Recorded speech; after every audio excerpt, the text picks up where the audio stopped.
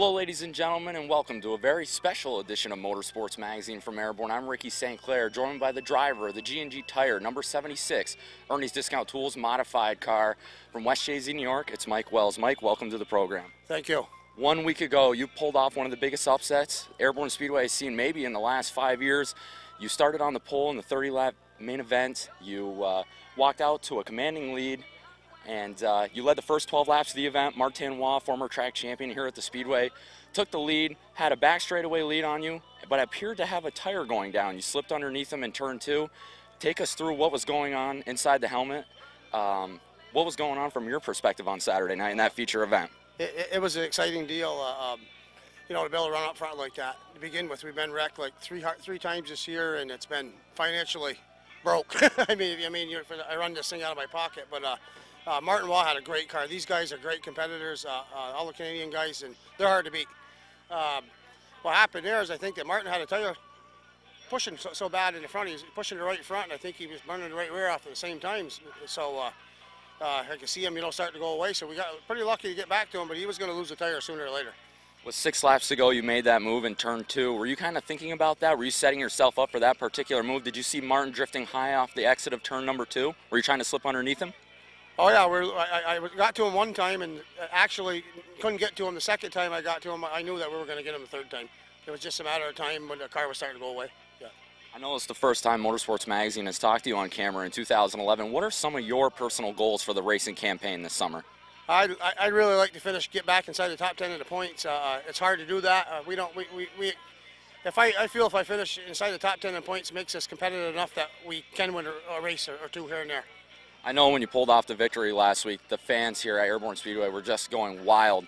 Tonight on the front stretch of the Speedway from 5 until 5:45 this evening, we have a meet and greet session where the fans can come on the front stretch and meet the stars and cars of the Airborne half mile. How appreciative are you of these local fans?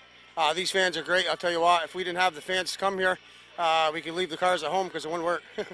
I know earlier you were talking about how you were involved in 3 accidents in 2011. You have to pay the expenses out of pocket. How difficult is that? I know a lot of people at home don't understand how many man hours go into one of these things. How much time do you spend in the garage to make one of these things go successfully? Well, if it's not broke, you can spend probably 20 hours a week if it's not broke. If it's broke, it's a lot more than that, and it's expensive. And I own a small business, so if I didn't, I wouldn't be able to do it. Let's put it that way.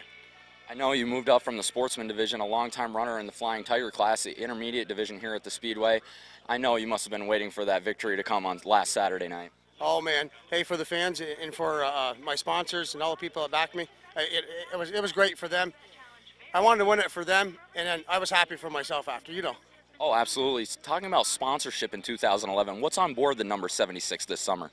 We got quite a few of them. We got G&G Auto Parts. They sponsor us a lot, and we got, you know, other sponsors on here. Ron Hoy Construction, Wells Auto Repair, of course, I own that, so that's a big sponsor. Other Twin Ellis Campsite. I probably got 8-9 guys on here, but they're all small-time stuff. So, but it's great. If they didn't give me the money, I wouldn't be able to do it. All right, we'd like to thank Mike Wells for being on this afternoon's program. Stay tuned for another driver interview from Airborne Speedway, on Motorsports Magazine next.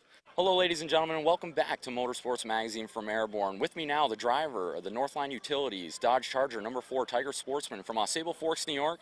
It's Brandon Atkins. Brandon, welcome to the program. Hello. This is your first year in the Tiger Sportsman division, a rookie. You did some racing in the 4-cylinder class here at Airborne, a year in the Bomber division, a year in the Mini Mod division. This year, like I mentioned, first year in a sportsman car. How has that transition been going for you? Are you pretty satisfied with the way things have been going in 2011? Yeah, for the most part. We ran 2 years of Bombers and Mini Mods and didn't get a lot of track time. And at the end of last year, I ran a couple races in my dad's Sportsman while he wasn't allowed, while he couldn't make it. And we ended up with a couple really good finishes, and that helped us out to get used to the feel of a rear-wheel drive car compared to a front-wheel drive car. And so we didn't really have to spend a lot of time getting used to the car and more getting right to trying to be faster and being run up front more. I know week in and week out, there's over a half dozen guys in that Tiger Sportsman division that are capable of pulling off a victory. Talk about the competitiveness in that division, week in and week out. Well, with the crate motors, it makes us a lot more even because there's no real difference in horsepower like you get between the modifieds. And all the cars are off the same chassis instead of modified, where you have the Bicknells, Troyers, and PMCs and different types of chassis. You don't have that. in the Tigers like you do the modifieds. I know it's a hot day here in the greater Plattsburgh area. How does the temperature affect the handling of the race car on the track? Makes it a lot more slick. You don't have nearly as much grip, and especially coming off the corner, it makes it want to be a lot more sideways. And you often don't see nearly as fast a lap times. You run probably half a second slower on a hot day like this than in the fall when it's a lot colder. So you and the team are always in the garage area slaying on the car, making adjustments to make the car fit accordingly to the racetrack. Yeah, you do a lot. Even if you don't wreck the car in a week, you still have to change a lot. Always on the scales every week, getting the percentages right and making everything the best you can. I know in mid-August the Sportsman Division has an event that every driver circles on their calendar. It's the 420s. It's 4 20-lap segments. The first segment is lined up according to handicap, and the guy who wins segment number 1 is going to start last in segment number 2. Points are awarded. If you finish first, you get 1 point. Second is 2 points, and so forth. You got to be looking forward to that event. That's the Daytona 500, if you will, for this division. Yeah, it's always fun. We did it with my dad last year, and it's harder because the track changes a lot from the first 20-lap race to the last 20-lap race. So you got to make the adjustments every single time you're out on the track. I know it's the first time Motorsports Magazine has talked to you on camera in 2011. What are some of your personal racing goals for this racing campaign this summer?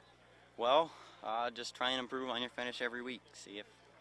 Always make sure you're moving forward. We ran up front all last week until we had a little mishap towards the end of the race, but we're putting ourselves in situations to do well, which is what you're trying to get at. So the more chances you give yourself, the better off you are. Brandon, would you like to take this time on camera to thank any sponsors, crew members, family, friends that support you during the racing campaign? Well, all my uncles, my Uncle Dave and Uncle Pat, they're always in the garage with us. Kevin Susi, my mom and dad at Northline Utilities, and everyone that's in the garage every week helping us out. All right, we'd like to thank Brandon Atkins for being on this afternoon's program. Stay tuned, ladies and gentlemen, for another driver interview from the front stretch of Airborne Speedway next on Motorsports Magazine. With me now, the driver of the Gordon Oil number 86 Chevrolet Monte Carlo Renegade Division, driver from Clintonville, New York. It's Rick Donor. Rick, welcome to the program. Hey, how's it going? Good, good. Rick, a former track champion in the mini-mod division here at Airborne Speedway. This year you've decided to take the leap up to the Renegade class.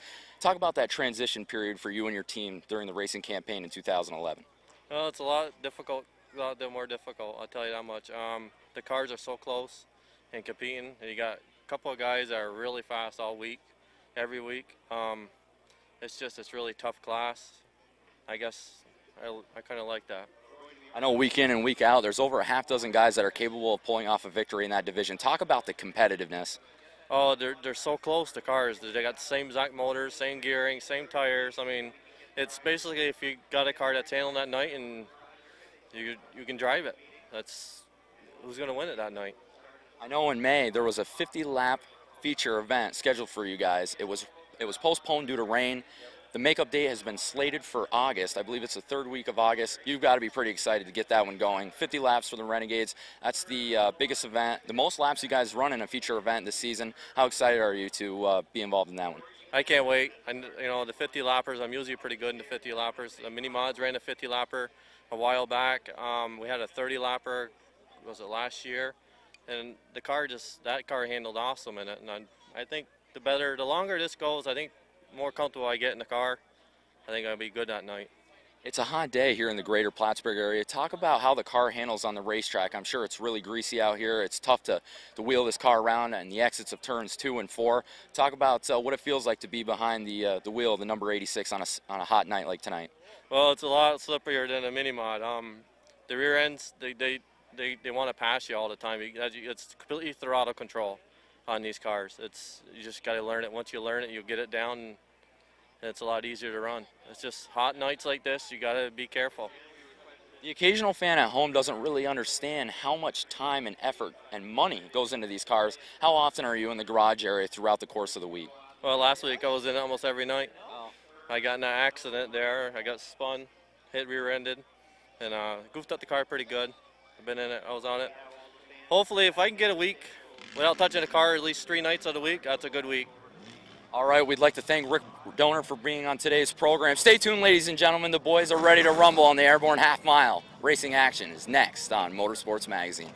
Outside, it's Mike Shagnon in the 86. Next on the grid, the 33 for Travis Bruno, then the 24 for Keith Pelkey. The 68 is Jamie Atkins, and shotgun car number 11 for Jimmy Bushy. That's the field. Green flag is out. 25 laps the distance for the J&S Steel Sportsman cars. Double features tonight.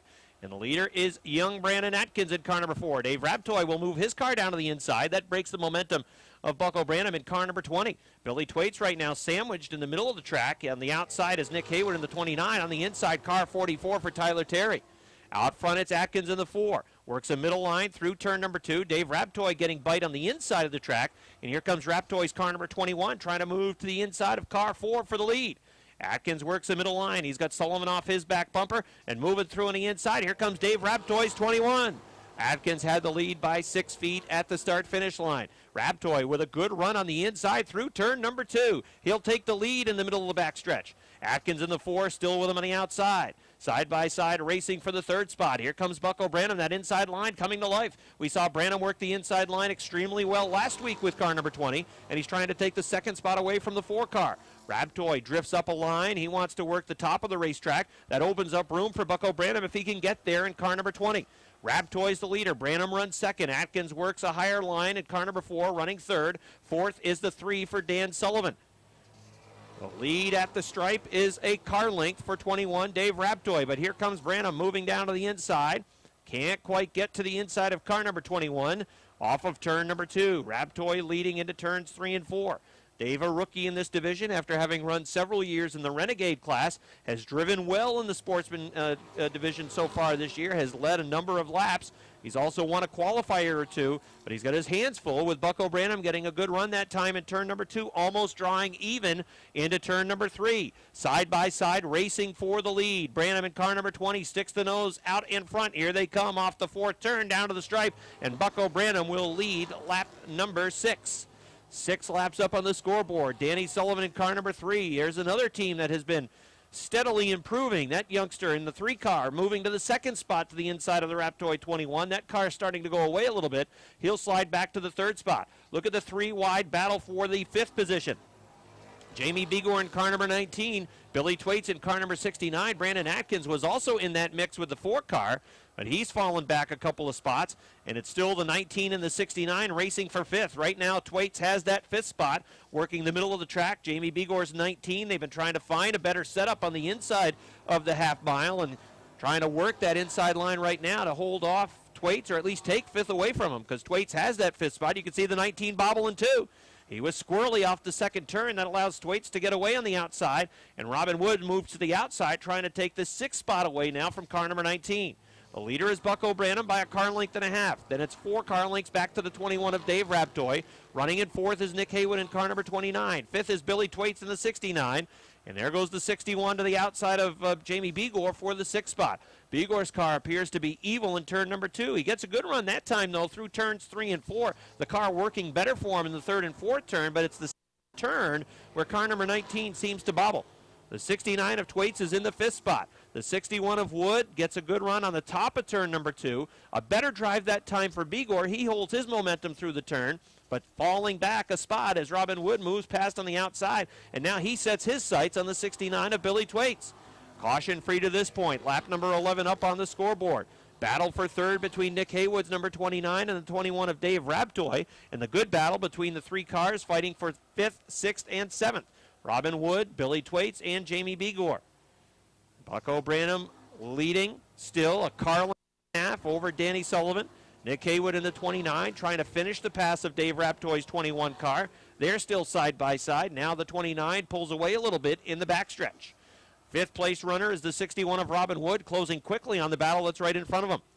Halfway this time for Bucko Branham. Branham trying to go back to back.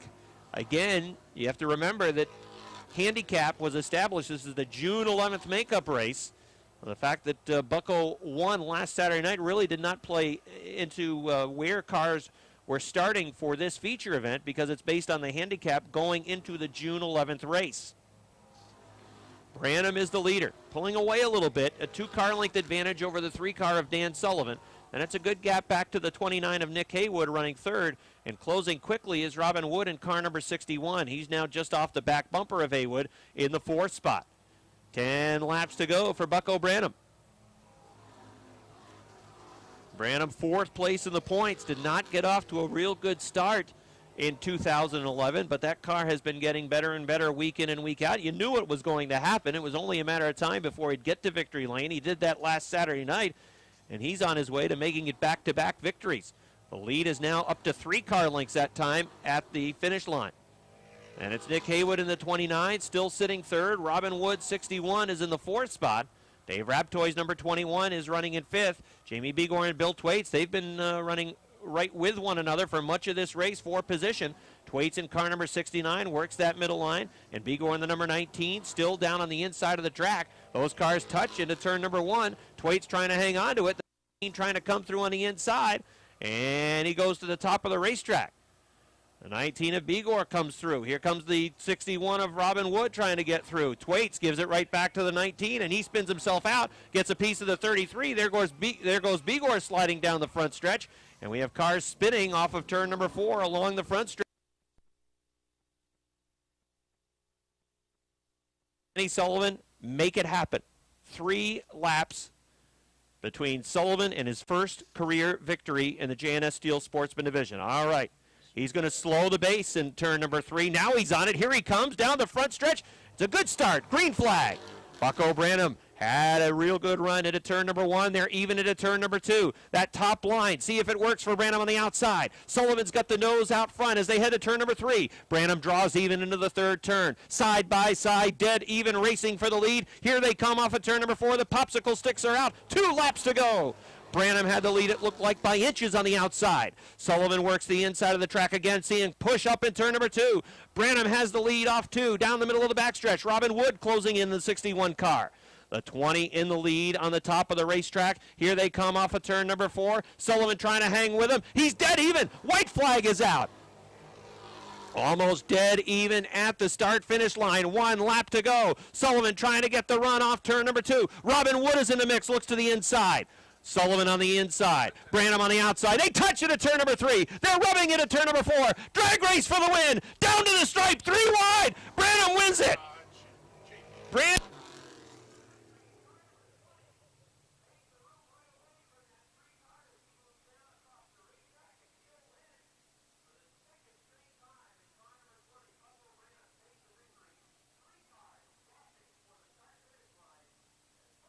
Rather for Josh Terry. Then it's the H2O for Robert Gordon, the 25 for Kevin Boutin, the 11 is Lance Raptoy. Then it is car number 7 for Joe Daniels and Shotgun Freeman Sawyer in the 51. Well, that's the field. Green flag. Curtis Seymour in car 357 has the lead off of turn number 2. Don Franklin in the 69 and Josh Allen in car number 10. They run in that 2nd spot. The leader of lap number 1 is going to be Curtis Seymour in the 357. Now, I don't know if you remember or not, but there were some frayed nerves in this division last week at the end of the feature event. A couple of drivers that were running side by side by one another. And correct me if I'm wrong, but was it the 10 and the 69? Yeah, those 2 drivers weren't really ready to exchange Christmas cards at the end of the Renegade feature event last week. I think the 3 car was also a little bit unhappy at times with some of the drivers. But anyways, 2 laps are complete. The leader's Curtis Seymour. Don Franklin, the 69, works in the 2nd spot. Josh Terry's 3rd in car number 43. And on the inside, it's Kevin Boutin in car number 25, defending track champion in the Renegade division. He runs in the 4th position, moving through on the inside. And again, if you weren't here for our post parade, congratulations to Kevin and his wife. They had a 2nd child arrive earlier in the week, so congratulations to them. Problems for Robert Gordon, 4-time winner in that H2O car. A lot of smoke coming out of his machine in turns 3 and 4. He's going to limp back to the garage area. He had problems on the final lap of the feature event last Saturday night, and that's certainly not a good sign for the 2nd place point man, Robert Gordon, with the H2O. Out front, here comes the big daddy, Don Franklin in the 69, taking the lead away from Curtis Seymour on that inside line. And he's going to pull the 25 of Kevin Boutin with him. Boutin on the inside, drifting up the track in 2, but he's got racing room as Seymour wants to work the extreme top line, working the rim around the racetrack. Boutin in the 25, going to the 2nd spot. Lance Raptoy eyeing that same line to the inside of the 357. 2 laps remain for the 69 to Don Franklin.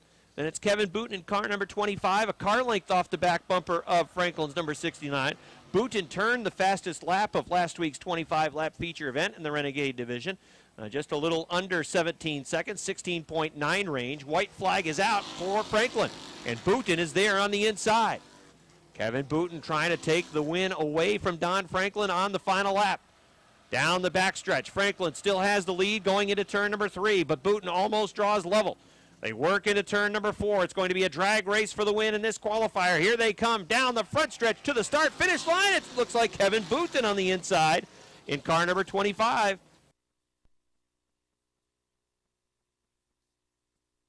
Shotgun on the field, driving the number 14, the AK Auto-sponsored machine from Ausable Forks, Ryan McClenn. 10 modifieds ready to run. Here they come. Green flag. Todd Ormsby takes the 0 to lead in turn number 2. George Foley works the top of the track. He's trying to take that second position away from the 327 of Dan Brown.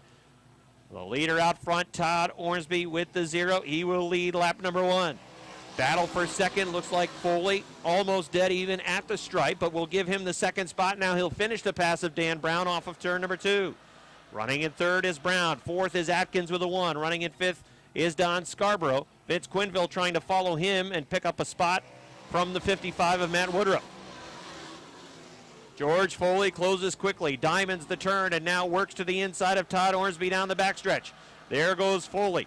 And the Pulsar's logging Shamrock Bar and Grill 34. He'll take the lead away from Todd Ormsby. Ormsby will run in the second spot with a 0. Running third with a Hooters 327, it is Dan Brown. Then it's the Interstate Batteries 11 for Don Scarborough in the 4th spot. Atkins works 5th in car number 1. Then it's Vince Quinville in the 78 running in the 6th spot. Problems for Ryan McClenn's 14. He's limping back to the pits. Foley is pulling away. He's checking out up front. Foley's lead was 6 car lengths at the start-finish line. Don Scarborough sees room to the inside of the 327, making a bid for that 3rd spot in the middle of the backstretch. There may be some contact in the middle of the backstretch as well between the 1 New York and the 78. Quinville had to get on the brakes in the middle of the backstretch to save that 78. At one point, it looked like it was headed towards the Jersey barrier. Out front, George Foley is pulling away from the 0 of Todd Ormsby. Got about a half front stretch lead over the 0 car. The battle for third continues between the 11 of Scarborough and the 327 of Brown. Brown really using up that right rear tire, lighting it up and smoking it over in turn number 2. Atkins runs in the 5th spot.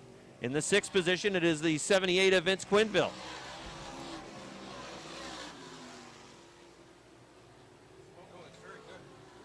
The leader is George Foley in the 34. Todd Ormsby in the 0 runs 2nd. The 11 of Don Scarborough runs 3rd. 2 laps remain for Foley. Dan Brown's fallen back to the 4th spot. 5th is Atkins in the 1. 6th is Quinville in the 78. Here they come off of turn number 4. White flag is out for George Foley. Foley with an easy win in this first qualifier for the Ernie's Discount Tools Modifieds. He'll take his car the final time through turns 3 and 4. Checkered flag about to be displayed. George Foley gets the victory in the first qualifier. Second will be the 0 of Todd Ormsby. Racing to 3rd is the Brandon Bandit Don Scarborough. Dan Brown 4th, 5th Greg Atkins, 6th to Vince Quinville, 7th to Matt Woodruff, 8th to Roger Labreche, 9th to Michael Labreche. And that's how they'll finish in qualifier number 1. Mini Modifieds pick it up off turn 4, 3 wide down the middle of the start. What a move by John Bradley to quickly grab the lead coming down the front stretch. And Bradley's going to lead him up the back stretch as the 3 car for Hernandez is off the pace. Chris Clark brings his number 77 into the number 2 spot as they come off turn 4 to complete lap number 1. Bradley, your leader. Clark runs 2nd in the 77. Then it's Richner's 21. Josh Leclerc's number 7 on the inside, outside the 45 of Laporte. They're both going to move up and join Richner in the battle for the number 3 spot, as does the 03 of Speedy Brissett. 4 cars in a battle for that number 3 spot, although the 45 of Josh Laporte has now taken 3rd, followed by Josh Leclerc in that number 7. Battle starting to develop for the top spot as well. Bradley 69 on the outside. Here comes Chris Clark on the inside in the 77. And as they come off turn 4 to the halfway side, it's going to be Chris Clark to grab the lead. Clark is your leader. Bradley back to the number 2 spot. Laporte runs third. Then it's the 7 of Leclerc, the 03 for Speedy. Scott Richner runs in the number 6 spot, followed by Chad Collins. The 35 of Jason Seymour, and Rico Hernandez can see them all. 2 to go.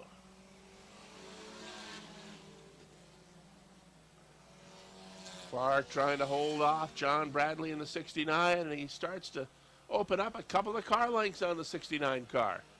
3 cars duke it out for the number 3 spot, the 45 of Laporte, the 7 of Leclerc, and the 03 of Brissett. White flag coming out, 1 to go.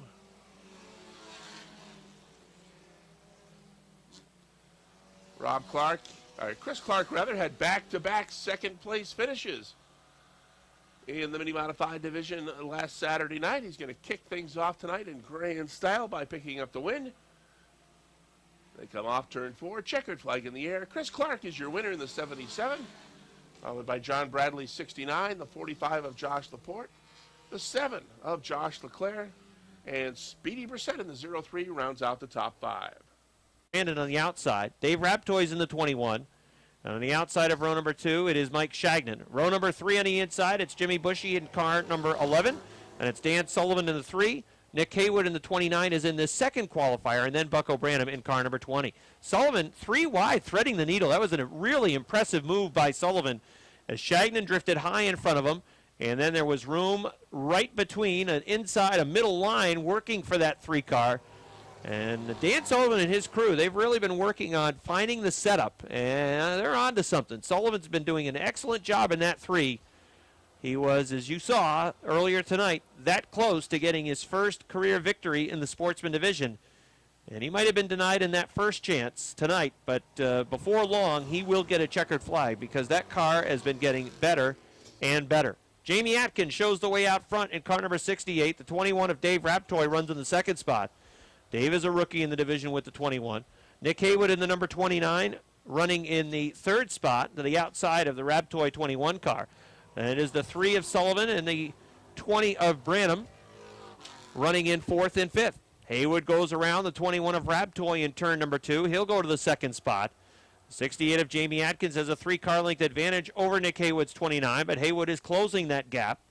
The 21 of Raptoy works third. In line, 4th and 5th, the 3 of Sullivan and the 20 of Branham. Branham is right off of his back bumper into turn number 2, looking for that inside line to come to life as Sullivan works the top of the racetrack down the backstretch. Branham will dive down into turn number 3. He's got racing room on the inside, and that was a pretty darn good move by Branham in the 20. Racing past Sullivan to the inside, he'll go to 4th. Leader Jamie Atkins, his lead was 4 car lengths. It's been closed down to 1. Nick Haywood works just off of his back bumper. Atkins had a good run off of turn number 2 that lap as Haywood had closed to his back bumper in turn 2, but he pulled away on the backstretch. Now they're almost even along the front stretch. They go into turn number 1. Haywood has that inside line. Atkins works the middle line into turn number 2. Race for the lead is on. Again, Atkins gets a good run off the top of 2. Haywood tries to draw even and does into turn number 3. Side by side racing for the lead off of turn number 4. A drag race for the lead down to the stripe, and at the stripe it's Nick Haywood by 3 feet. Haywood on the inside line is the leader. Atkins in the 68 running in the second spot. Here's where he's been hooked, but it's still Haywood in the lead in the middle of the backstretch. Branham is closing in as they battle for the lead right in front of him. Sullivan has gone to 4th. 5th now is Dave Raptoy in the 21. He's fallen back a couple of spots. 2 laps to go for Nick Haywood. Branham sees the line down to the inside. He'll dive to that inside of the 68, trying to go for the second spot. Washes up a little bit in 2. Atkins gets a good run on the top. He'll hang on to second for now. Got the right rear tire off the racing surface, and he'll lose some ground to the 20. Bucko Branham moving through on the inside. He'll go to second. Jamie Atkins back to third. 1 to go. Final time around for Nick Haywood, who's got a 2.5 to 3 car length lead off the second turn. Haywood driving a smooth line into turn number 3, should get the victory. Second qualifier for the JNS Steel Sportsman about to go into the books, and the checkered flag goes to Nick Haywood. Bucko Branham second, third Jamie Atkins, 4th Dan Sullivan, 5th to Dave Raptoy, 6th Mike Shagnon, 7th to Jimmy Bushy, 8th to Brandon Atkins in car number 4.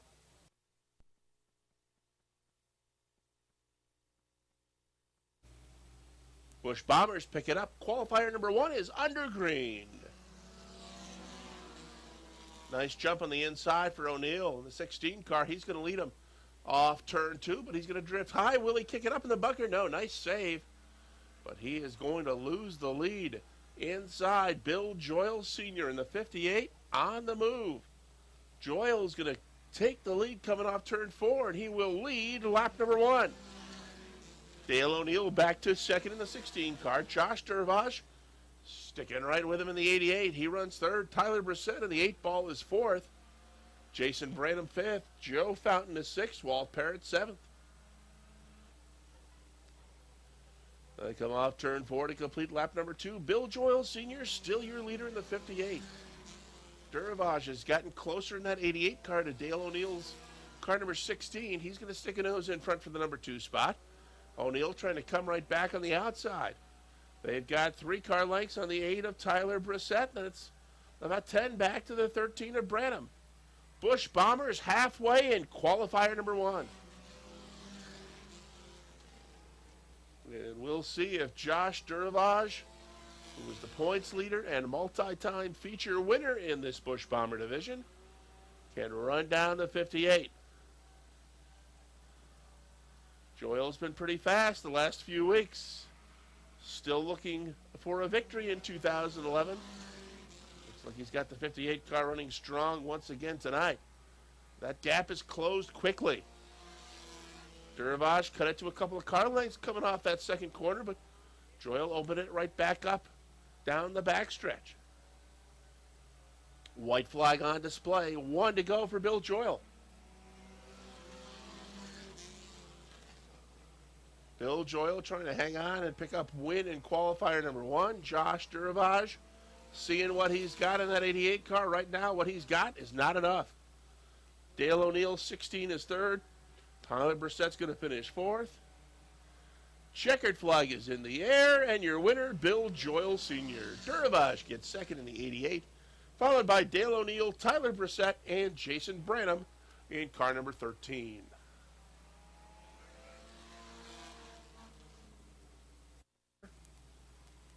Green flag out. Qualifier number 2 for the Bombers. And on the outside, it's Chad Henry. On the inside, Rob Sines. Travis Sherman trying to find a way by. Thinking about 3 wide, but he's going to follow that 60 car. Well, he is going to go 3 wide. Around the 60 car on the outside. Sherman on the outside. Henry in the middle. Sines in the middle. We got him in the wall. Caution. Flag is out.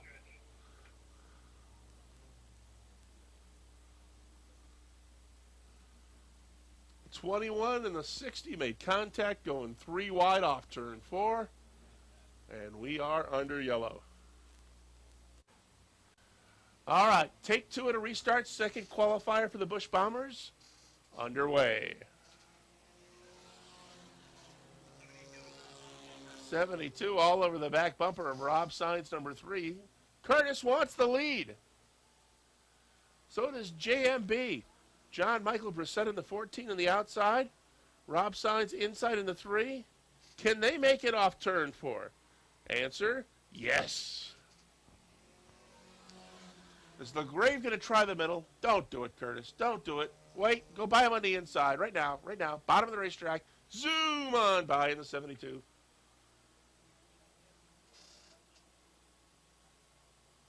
There he goes. Curtis LaGrave on the inside. He's going to have the lead. Rob Sines is second.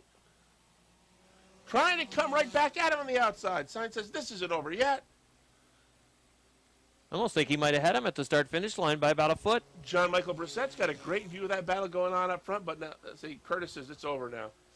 He is going to drive away, and he's going to win the second qualifier, even though it's only lap number 3.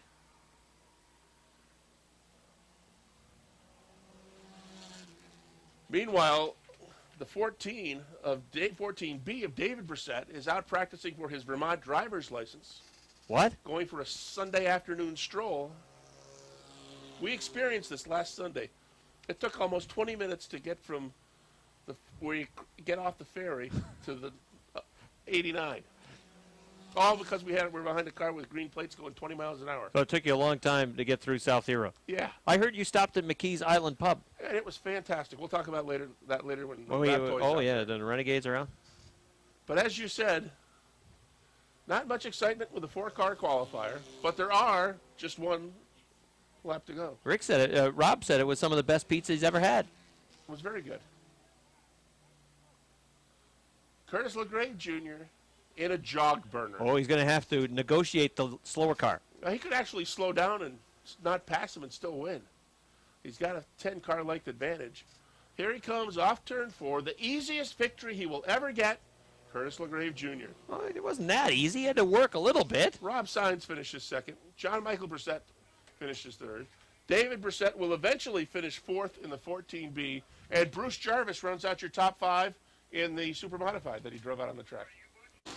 So the 11 of Lance Raptoy, the 86 of Rick Donor.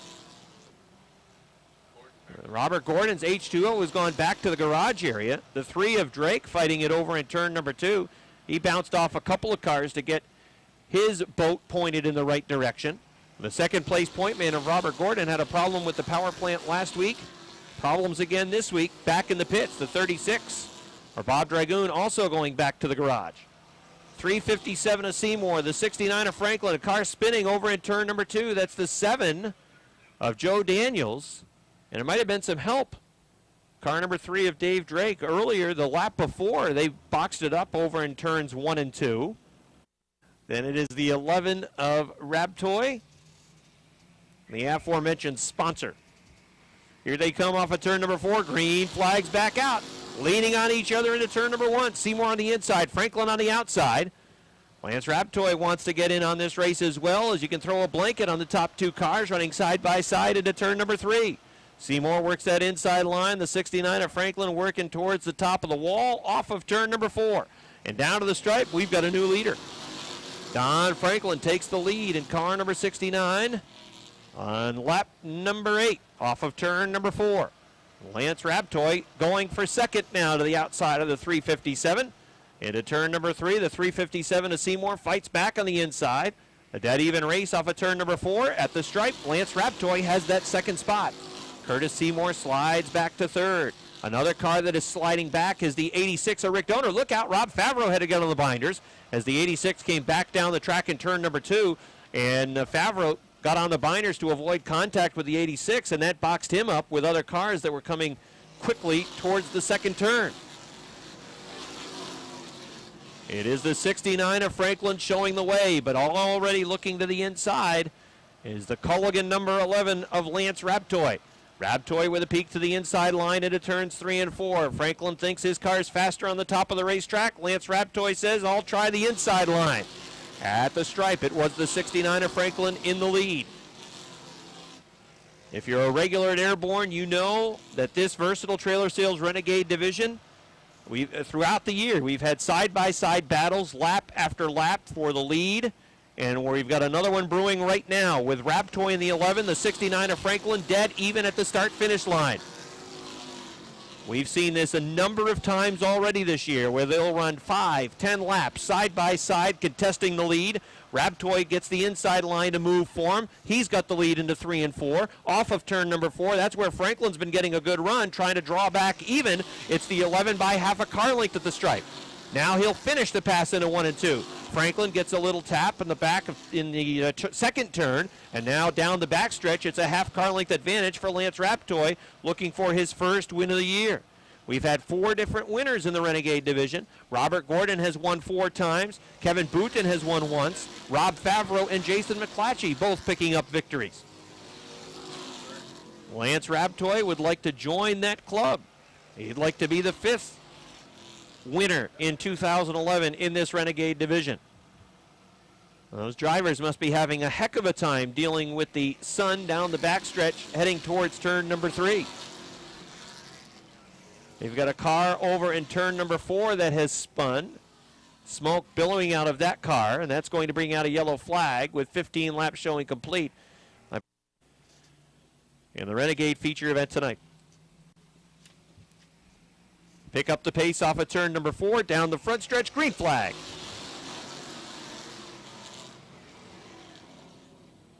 We've got a car into the wall at the start-finish line. It is car number 61. Raptoy and Franklin moving into turns 3 and 4. Here they come off of turn number 4 along the front stretch. Green flag. Let's see if that outside line can come back to life for Don Franklin in car number 69. Goes to the top of turn number 2, working the rim and even down the backstretch. Now sticking the nose out in front into turn number 3. Lance comes back after him on the inside. Now the 69 back to the front. Off of turn number 4 along the front stretch. It's a seesaw battle for the lead. At the line, it's the 11 car by a foot. Lance Raptoy on the inside. Don Franklin on the outside. Off of turn number 2. Raptoy has the lead by a half car length. The 69 comes back after him on the outside. Turn number 4 is where the number 11 has really been doing a fine job getting off that 4th turn on the inside. And he has the lead at the stripe. A lot of times we'll see cars struggle on the inside coming off the 4th turn, but Lance Raptoy's car is hooked up. The 69 of Franklin falls back to 2nd. Joe Warren's 13 is now in the show spot. Side-by-side racing for 4th. Curtis Seymour, who's driven a fine race with the 357, and the 43 of Josh Terry. Terry on the outside had 4th at the start-finish line. Lance Raptoy pulling away. It's now 2 car lengths off 2. The 69 running in the 2nd spot. The 13 of Warren runs 3rd. Josh Terry has gone to the 4th spot, working the outside of the racetrack. 5th is now Curtis Seymour in the 357. Rick Donor running in the 6th spot with car 86. 7th is still Kevin Booten with a 25. Booten tries to get an inside line advantage and pass that 86 car, but can't quite do it. Off of turn number 4. 5 laps remain now for Lance Raptoy. Raptoy's lead is 5 car lengths. Don Franklin running in 2nd. 3rd, Joe Warren. 4th, Josh Terry. 5th, Curtis Seymour. 6th, now Kevin Booten. 7th is Rick Donor. 8th is Josh Allen in the 10. Rob Favreau runs in the 9th spot. 10th is Joe Daniels. 11th is Jason McClatchy. Running in 12th is Dave Drake. 13th is Mark Caron. 14th is Andrew Bordeaux. 15th is Bill Joyle. 16th is Jimmy Collins. And 17th is Metal Man with a 2. Joe Warren trying to take the 2nd spot away from Don Franklin. Looks to the inside through the backstretch. As they duke it out for the 2nd spot, Lance Raptoy checks out up front. His lead continues to grow. It's now 10 to 12 car lengths at the start-finish line. Joe Warren had the 2nd spot with car 13. The 69 working in 3rd, trying to fight back and take the 2nd position away from Joe Warren. Side by side running for position number 2. 2 laps to go now for Lance Raptoy. At the stripe, almost dead even for that 2nd spot. Joe Warren surges to 2nd. In turn number 2, Curtis Seymour sideways off the 2nd turn. He'll lose a position to Rick Donor. Here comes Lance Raptoy off the 4th turn. White flag is out. 1 lap to go for Lance Raptoy. Smooth sailing from this point for that Culligan number 11. He's got an open backstretch in front of him. No slower cars that he's going to have to deal with. He'll work to the inside of turns 3 and 4. Here he comes off the 4th turn, down the front stretch. Checkered flag for Lance Raptoy. 2nd to Joe Warren. The race for 3rd, Josh Terry. 4th, Don Franklin. 5th to Kevin Booten. 6th goes to Rick Donor. 7th, Curtis Seymour. 8th, Josh Allen. 9th goes to Rob Favreau. And Dave Drake rounds out the top 10 in the 3 car.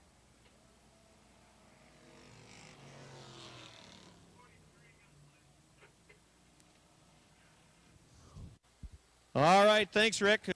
Josh Terry making a regular appearance in the Renegade Division in Victory Lane. Another 3rd place run for Josh. Only a matter of time before he gets a checkered flag. 2nd for Joe Warren tonight with a Freihofer 13. And the first win of 2011 for Fairfax, Vermont's Lance Raptoy. Climbing out of his car. Give him a nice round of applause, everybody. Lance gets the victory.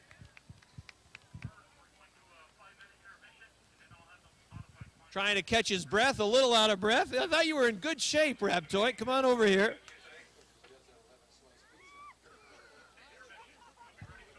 He's been eating those 11 sliced pizzas, Rob.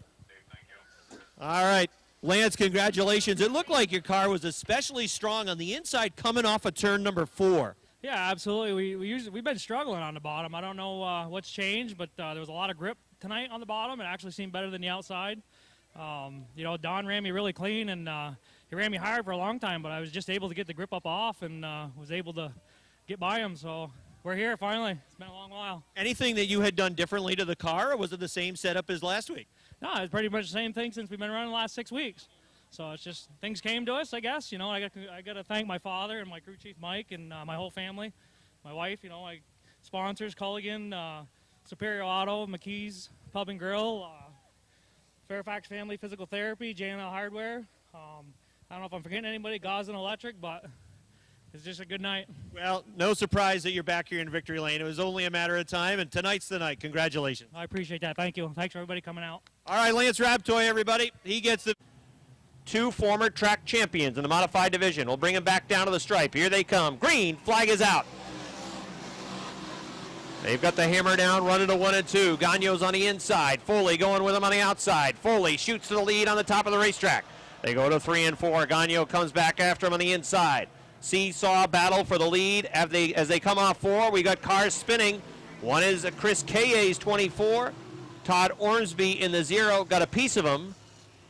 As Kaye spun to the inside, got a piece of one of those retaining tires. 3 cars have gone back to the garage area, including the 76 of Wells and the 24S of Kaye. All right, here they come, off turn number 4, green flag.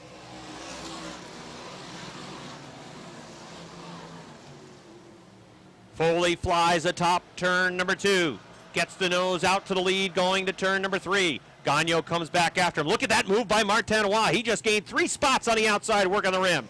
At the line, George Foley's the new leader. Foley leads lap number 7. Continues to go atop the racetrack. Leon Gagno in the 4 will slide back into the 2nd spot.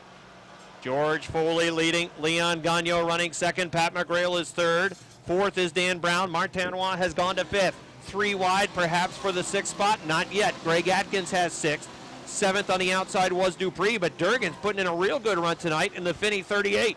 Jason Durgan putting up a fight with Pat Dupree on his outside. A yellow flag has come back out. This time it's for Jimmy Ryan in the 60. Jimmy Ryan's in the sand trap in the middle of the bunker on the backstretch.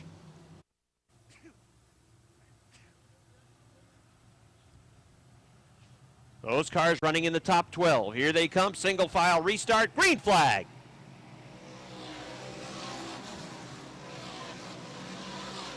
Foley pulls away off turn number 2. Here comes Martinois sizing up Dan Brown, moving to the inside. Martinois is going to go to the 4th spot. Brown slides back to the 5th position. Patrick Dupree working on the outside of Jason Durgan. He'll take his car right up against the wall, going around Durgan, now eyeing the 1 of Greg Atkins. Here comes Dupree, the Saranac Country Store number 24, trying to get into the top 6. Atkins had 6th on the inside. Now Dupree takes it away as he works the top of the racetrack, going around Greg Atkins at the start-finish line, almost dead even for that 6th spot. Good racing wheel-to-wheel 4 position. Atkins bobbles in 1 and 2. Here comes Durgan underneath. Dupree has gone around to the outside, so he'll lose 2 positions on that lap. Now Dupree sets his sights on the 327 of Dan Brown. Out front, it is George Foley. Foley running a 16.186 that last lap. Fastest lap of the race, just turned by George Foley. Leon Gagno also turning a good time, 16.4, but Foley setting a very fast pace, already working upon the back of the field. 16.393 that lap for Foley as Jimmy Introne limps back to the garage area. He's done for the night, it looks like. Foley working on the 99 of Michael Lebreche. He is in line to go down a lap. Foley's lead right now is 10 car lengths over Leon Gagno. Then it's the same gap back to Pat McGrail in car 10.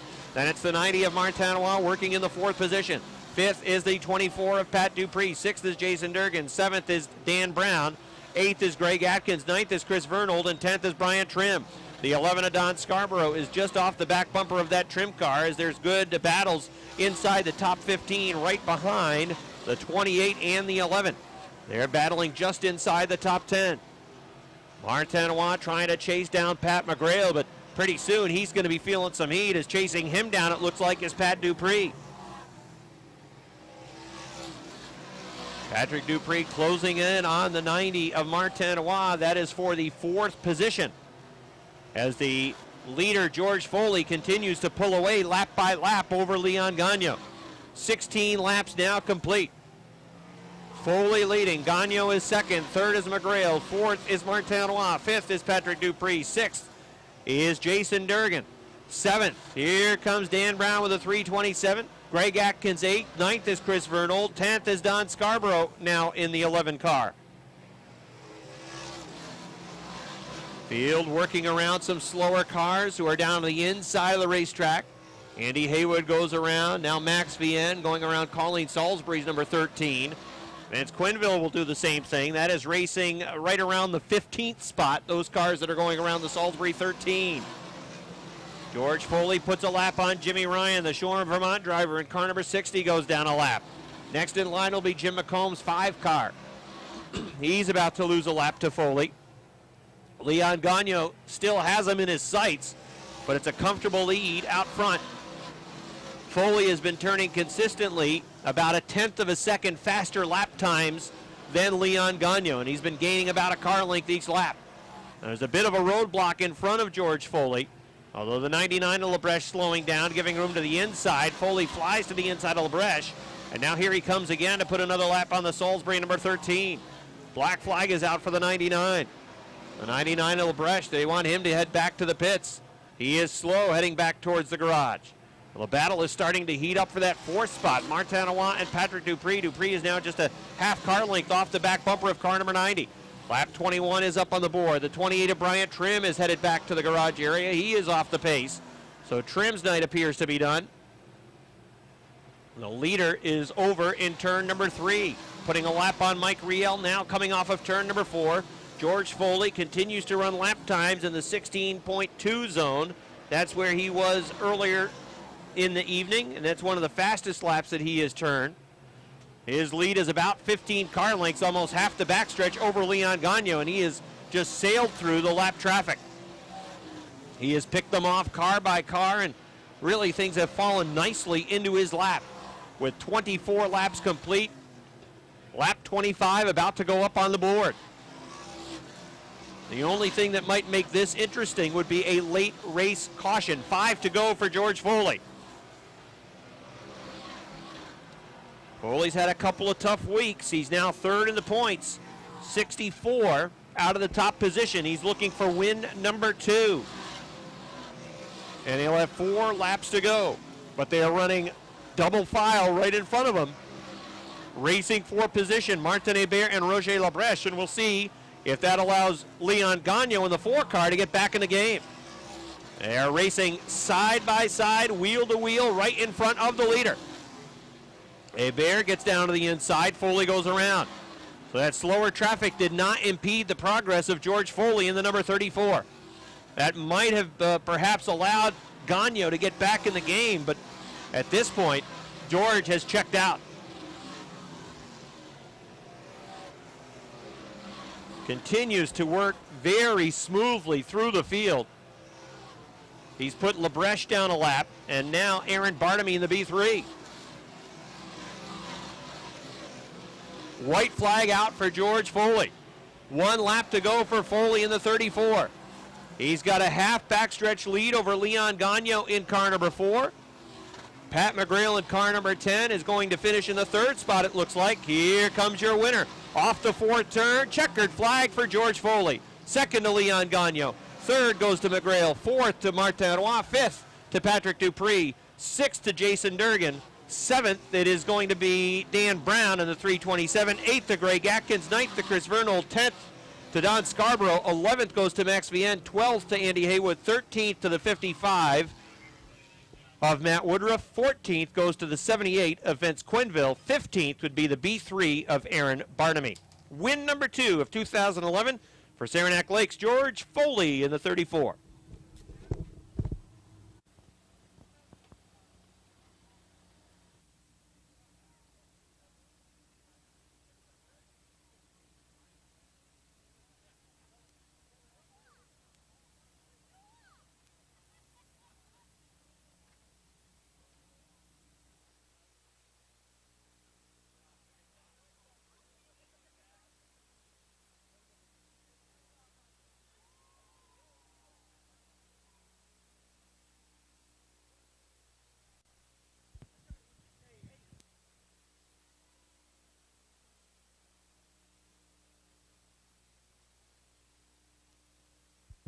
All right, everybody climbing out of his car now. Saranac Lakes George Foley, win number 2 of 2011. Yes,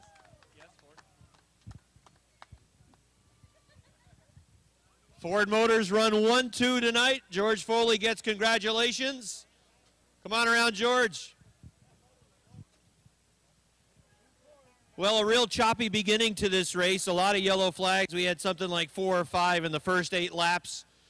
That allowed you to get pretty quickly towards the front, but once we had that extended green flag run, you really were an expert working the lap traffic. And at the same time, I think you have to give credit to some of those lap cars who did a good job to get down to the inside. Actually, it was exceptional tonight. The lap cars were no issues. It was great, really. How about this? Ford Spec Motors, first and second.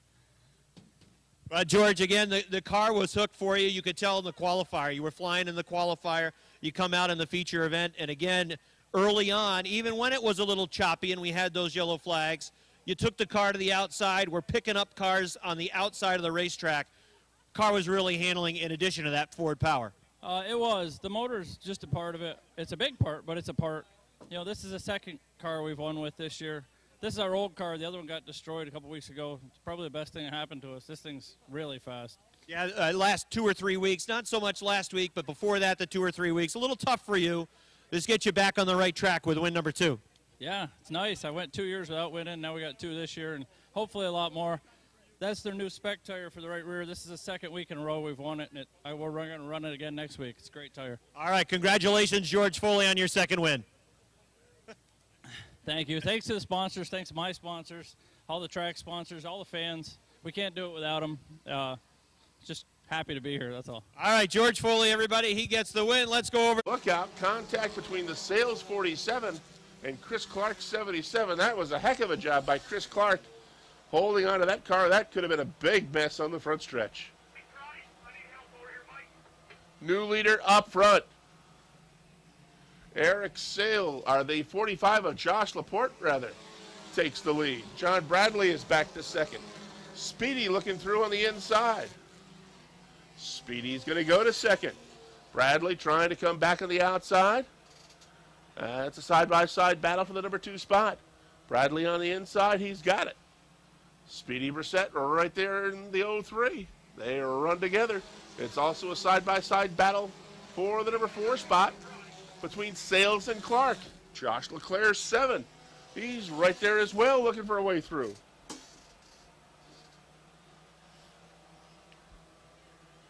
Five laps complete, 15 laps the distance.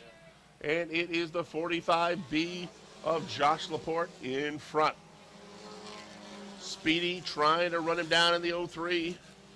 Eric Sales has moved the 47 to the number 3 spot. That's the track championship car from a year ago, is the 47. Chris Clark moves through on the inside. He's going to take 4th, and he's going to bring the 7 of Josh Leclerc with him as they're halfway.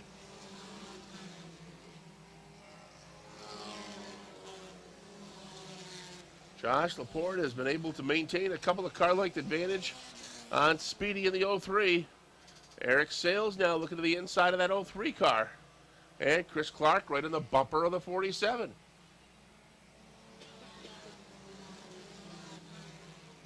Going back through the field, Josh Leclerc 7 is 5th. The King of Keysville has worked himself up to 6th. Jamie LaFountain's 20.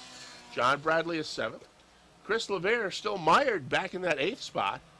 And that's about a full turn back to the 23 of Justin Donor. The 02 of Eric Riel. Jimmy Varno 07. The 41 of Tim LaFountain. He's followed by Josh Lavarnway's 13. Scott Richner's 21. Mr. Cheez-It next. Followed by Chad Collins, Rico Hernandez. And Jason Seymour running at the back. 5 laps to go.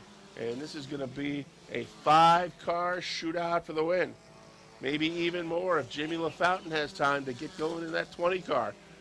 Speedy's off the backstretch, kicking it up in the bunker. Gets back onto the track, but he loses 3 spots. Speedy now back to 6th. Sales looking for a way by on the inside. The door is open.